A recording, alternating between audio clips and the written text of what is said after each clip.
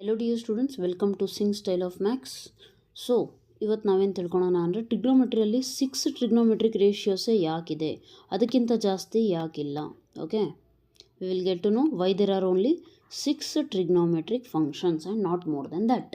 Okay, 6 ಯಾಕಿದೆ ಅಂತ ಅಂದರೆ ಟ್ರಿಗ್ನೋಮೆಟ್ರಿ ನಿಮಗೆ ಗೊತ್ತಿರೋ ಹಾಗೆ ನಾವು ಸ್ಟಡಿ ಮಾಡೋದು ಯಾವುದರಲ್ಲಿ, ರೈಟ್ ಆ್ಯಂಗಲ್ ಟ್ರಯಾಂಗಲಲ್ಲಿ. ಸೊ ಈ ರೈಟ್ ಆ್ಯಂಗಲ್ ಟ್ರಯಾಂಗಲಲ್ಲಿ ಎಷ್ಟು ಸೈಡ್ ಇದ್ದಾವೆ, 3 ಸೈಡ್ ಇದೆ.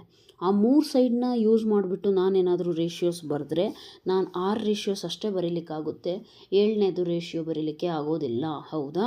ಬಿಕಾಸ್ ಓನ್ಲಿ 3 ಸೈಡ್ಸ್ ಯೂಸ್ ಮಾಡಿಬಿಟ್ಟು ರೇಷಿಯೋ ಬರೀರಿ ಅಂತ ಅಂದರೆ 6 ಅಷ್ಟೇ ಪಾಸಿಬಿಲಿಟಿ ಇದೆ. ಹೌದಾ? ಸೊ ಮ್ಯಾಥಮೆಟಿಷಿಯನ್ಸ್ ಅವರು ಆ 6 ರೇಷಿಯೋಸ್ನ ಏನು ಮಾಡಿದ್ರು ಅಂದರೆ ಒಂದೊಂದಕ್ಕೆ ಒಂದೊಂದು ಹೆಸರು ಕೊಟ್ಟರು. Right.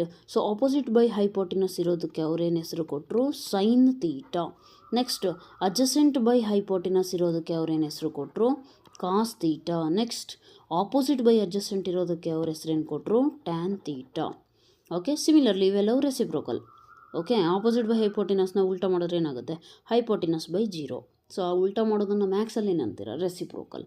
So therefore opposite hypotenuse by opposite ಏನಿದೆಯಲ್ಲ ಅದಕ್ಕೆ ಹೆಸರೇನು ಕೊಟ್ಟರು, cosecant theta. Next hypotenuse by ಅಡ್ಜಸೆಂಟಿಗೆ ಅವ್ರೇನು ಹೆಸರು ಕೊಟ್ಟರು, secant theta. Next adjacent by ಆಪೋಸಿಟಿಗೆ ಅವ್ರೇನು ಹೆಸರು ಕೊಟ್ಟರು, ಕಾಟ್ ತೀಟಾ. ಓಕೆ, ಸೊ ಈ 6 ರೇಷಿಯೋಸ್ ಮಾತ್ರ ಪಾಸಿಬಲ್ ಇರೋದ್ರಿಂದ ನಮ್ಮ ಹತ್ರ 6 ಟ್ರಿಗ್ನೋಮೆಟ್ರಿಕ್ ಫಂಕ್ಷನ್ಸ್ ಇದೆ and not more than that. Okay, I hope the video was helpful for you. Thank you so much. God bless you.